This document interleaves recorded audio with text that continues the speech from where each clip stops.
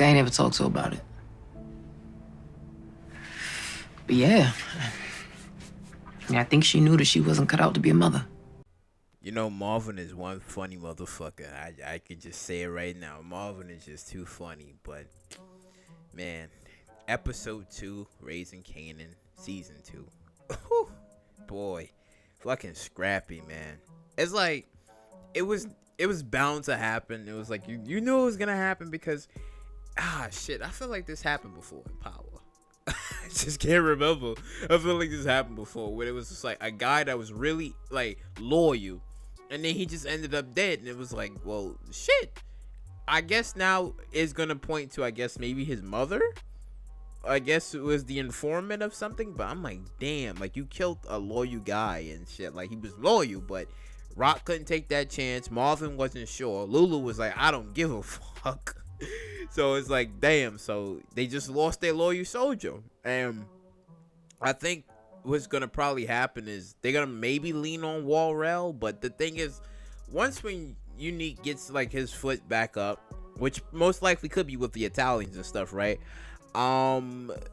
Walrell is gonna most likely betray Rock and stuff, because there's no way he's gonna remain loyal, because they're gonna be like, oh, what happened to Scrappy? Oh, Scrappy died, huh? I wonder how that happened. All right, I'm gonna switch him back to Unique now, depending on if Unique is forgiving, because seeing how Unique is at his lowest point, everybody basically left him. Nobody wants to do business with him, so he's kind of left in the dark. He's left in the gutters, and then we have the cops that's kind of like looking at him now, because his charges have been cleared of him shooting Detective Howard, but it's just that they don't have anybody right now, and they're looking at him like, well, fuck you. Even though you didn't do it, but we still looking at you. So Unique still got some heat on him, and eventually he's gonna get back on his foot, and he's gonna strive. He's gonna be big, and he's gonna be successful and stuff. But it's just now he's kind of in the dirt right now, so it's kind of crazy to see what's gonna actually happen with his character later on.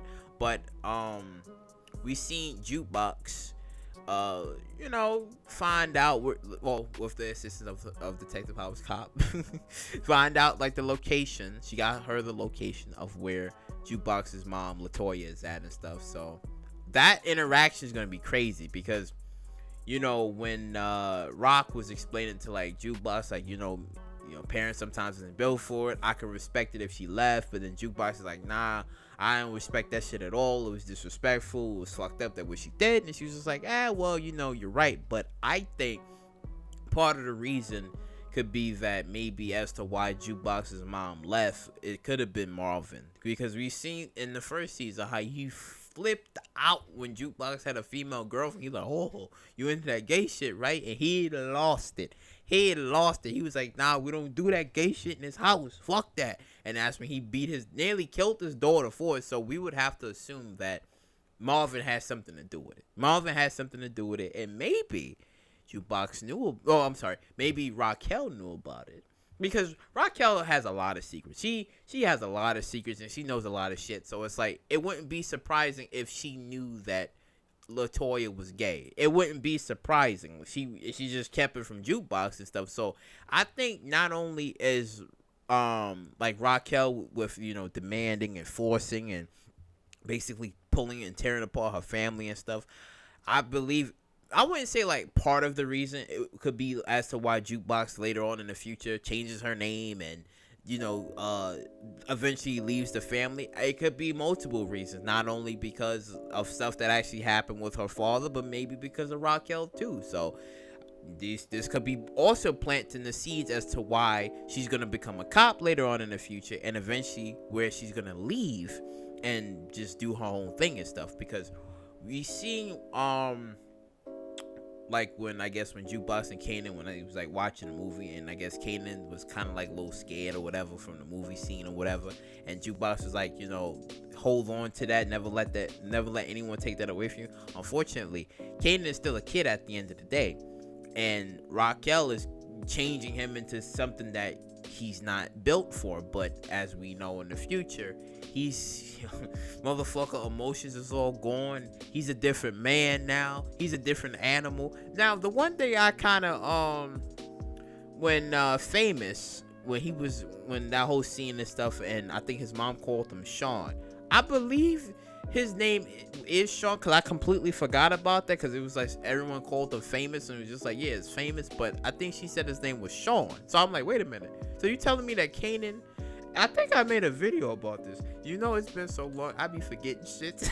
I be forgetting shits, but maybe I did, I don't know.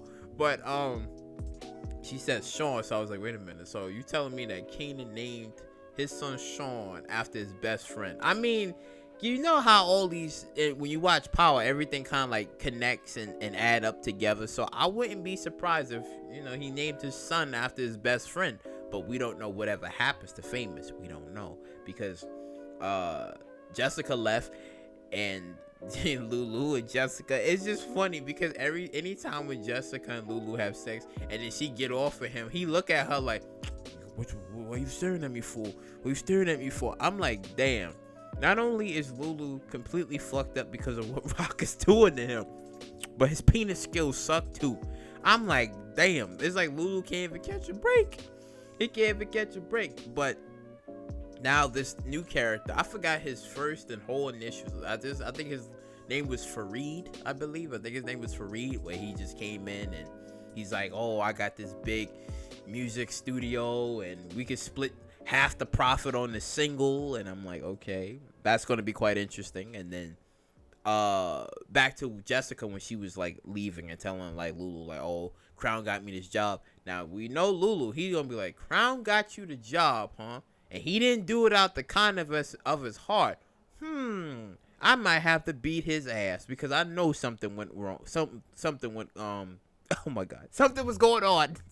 Something was going on. So yeah, I think that's gonna be like an imminent future. But the one thing I like from this episode is that Lulu is starting to like become more like James St. Patrick the more we watch him, because he was turned off by the fact that Raquel killed Scrappy, and he's kind of like turned off like, he doesn't want to do this gang stuff. He don't want to be that no more. He kind of want to focus on the music. He's trying to find a different way, but Raquel is like, son, you gotta be hitting these corners, man. You gotta be doing this. Marvin's down with this. You need to be down with this. You was my main man. But he like, man, like he's turned off by it. So I'm like, okay. So it's interesting to see like this development from Lulu and stuff. And then Marvin's case, like I said, this man is just funny. He's sitting in group talking shit.